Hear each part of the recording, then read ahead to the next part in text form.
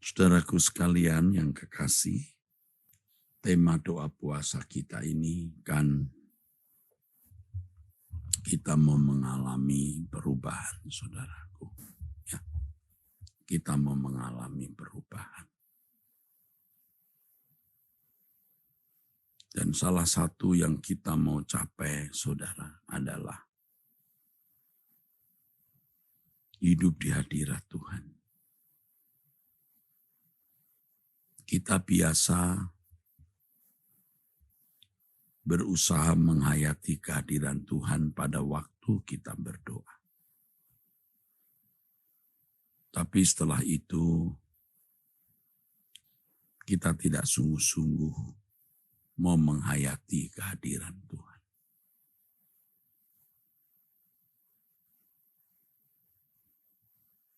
Ini kebiasaan kita sejak dulu, saudara. Setelah selesai berdoa, kita sembarangan mau mikir apa, kita mau ngomong apa, kita mau ingini apa.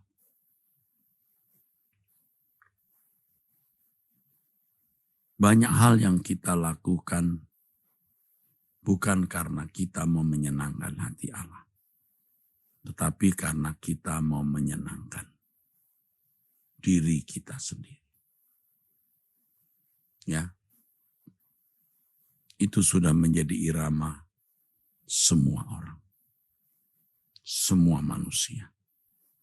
Tetapi pasti masih ada orang-orang yang disisakan untuk hidup di hadirat Allah, menjadi penghiburan hati Bapa, penghiburan hati Allah atau Elohim Yahweh, menjadi kesukaan Bapa dan kesukaan Tuhan kita Yesus Kristus. Dan kita mau menjadi orang yang disisakan itu, saudaraku. Jadi setelah kita berdoa seperti sekarang ini, setelah itu kita masih terus menghayati.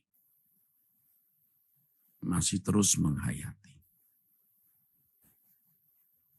kehadiran Tuhan di dalam hidup kita. Ya. Supaya kita benar-benar tidak lagi ceroboh.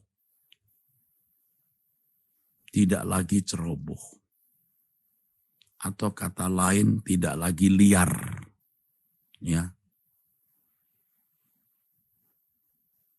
Tidak lagi liar, saudaraku. Tidak lagi liar. Tetapi kita mau menjadi orang-orang yang benar-benar selalu melakukan apa yang sesuai dengan kehendak Allah. Kita bisa berpikir, berperasaan seperti Tuhan, saudaraku. Kita minta tolong Tuhan, saudaraku, untuk ini. Dan pasti Tuhan menjawab. Sebab yang bisa membuat kita hidup benar itu hanya Tuhan. Kekuatan kita sendiri tidak bisa. Hanya Roh Kudus. Dan firman Tuhan mengatakan, saudaraku sekalian, kalau Bapak yang baik, maksud saya, Bapak yang tidak baik di dunia ini, tahu memberi apa yang baik untuk anak-anaknya. Artinya jika Bapak yang jahat tahu memberi apa yang baik kepada anak-anaknya, apalagi Bapa di surga. Ia memberikan yang baik kepada mereka yang meminta kepadanya. Di ayat yang lain dikatakan, ia memberi Roh Kudus. Memberi Roh Kudus. Jadi saudaraku sekalian, ia pasti mengabulkan doa kita. Pasti.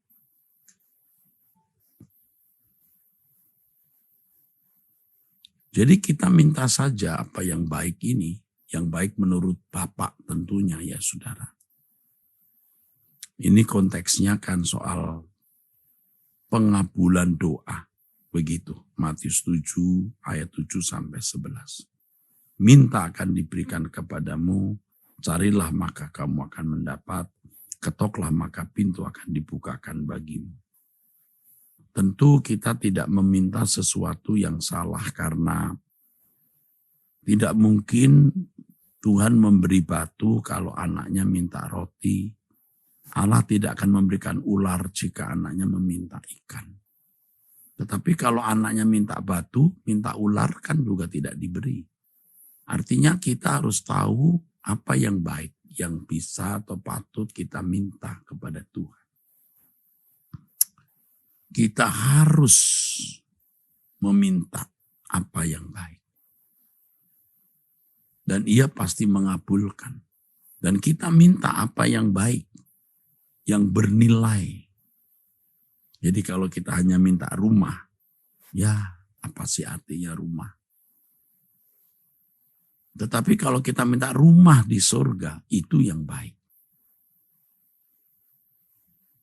Kalau kita minta pembelaan dari Tuhan terhadap atau dari orang-orang yang menjahati kita, ya apa sih artinya manusia? Kita minta pembelaan Tuhan dari kuasa kegelapan, dari serangan kuasa iblis yang lebih membahayakan dari manusia. Manusia hanya bisa membunuh kita secara fisik, tetapi tidak bisa membunuh kita di kekekalan. Manusia hanya bisa membawa orang lain ke kematian fisik, tapi iblis bisa membawa manusia ke kematian kedua, dan itu mengerikan. Kita minta apa yang baik dari Allah. Apa itu, saudara? Roh Kudus, ya, dengan maksud bukan supaya kita bisa berkarunia hebat menyembuhkan orang sakit, bernubuat dan lain-lain. Bisa saja untuk kepentingan pekerjaan Tuhan membangun iman, karunia-karunia itu diberikan. Tetapi kita minta Roh Kudus agar Tuhan berkenan ya menjadikan kita anak yang bisa membahagiakan hati Allah. Menjadi kebahagiaan hati Bapa. Menjadi kesukaan hati Bapa. Haleluya. Dan kita bisa selalu hidup di hadirat Allah. Orang yang hidup di hadirat Allah sejak di bumi adalah orang yang akan terus hidup di hadirat Allah di kekekalan. Orang yang tidak hidup di hadirat Allah sejak di bumi, ia tidak akan hidup di hadirat Allah. Tidak mungkin ya ada perubahan dari anak dunia lalu mati jadi anak Allah. Ya, tidak mungkin saudaraku dari seorang yang serupa dengan dunia lalu mati jadi serupa dengan Tuhan. Tidak mungkin. Sejak di bumi harus ada di dalam atmosfer kehadiran Allah. Ya, tentu di dalam kesucian dan kekudusan sebab kita tidak bisa hidup di dalam atmosfer kerajaan surga, atmosfer hadirat Allah kalau kita tidak hidup bersih. Kita harus hidup bersih, harus berjuang tidak melakukan dosa sekecil apapun, sehalus apapun. Dan jangan terikat dengan kesenangan-kesenangan dunia. Kita dulu begitu, terus terang kita masih punya kesenangan-kesenangan. Dan kemelesetan-kemelesetan dari apa yang kita pikirkan, ucapkan, dan lakukan. Sekarang jangan lagi. Kita nekat, saudara. Yang karenanya kita doa puasa 40 hari ini. Buat apa? Persiapan. Karena perubahan itu berat. Doa puasa ini seperti booster. Ya.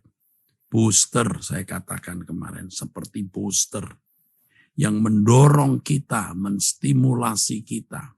Merangsang kita untuk maju, saudaraku. Memiliki kekuatan imunitas yang lebih tinggi menghadapi kuasa kegelapan yang jahat yang menyeret kita kepada kematian kedua atau kebinasaan atau keterpisahan dari Allah. Ini semua tergantung kepada kita masing-masing. Kalau saudara masih mau menyukai dunia, saudara tidak bisa mencintai Tuhan secara benar. Kalau saudara masih membiarkan memuaskan keinginan ambisi, keinginan nafsu, kita tidak bisa menyenangkan hati Allah. Kita matikan sekarang. Kita bunuh sekarang. Di dalam nama Tuhan Yesus Kristus, tolak semua roh-roh najis di dalam hidup kita. Dan kita harus bersedia untuk hidup di dalam kekudusan dan kesucian Allah ini, saudara. Ayo kita hidup di hadirat Allah. Ya saudara, ini hari kedua terakhir. Besok hari terakhir kita doa puasa. Ayo kita nekat senekat-nekatnya.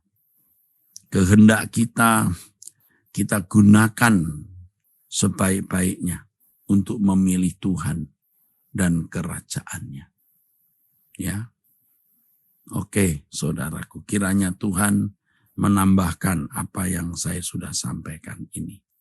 Ingat, setelah selesai doa tetap menjaga hadirat Tuhan. Hati-hati dengan yang kita pikirkan, ucapkan, dan yang kita lakukan. Ya. Mari kita berdoa. Terima kasih Bapa untuk berkat yang kami terima di kesempatan doa pagi ini.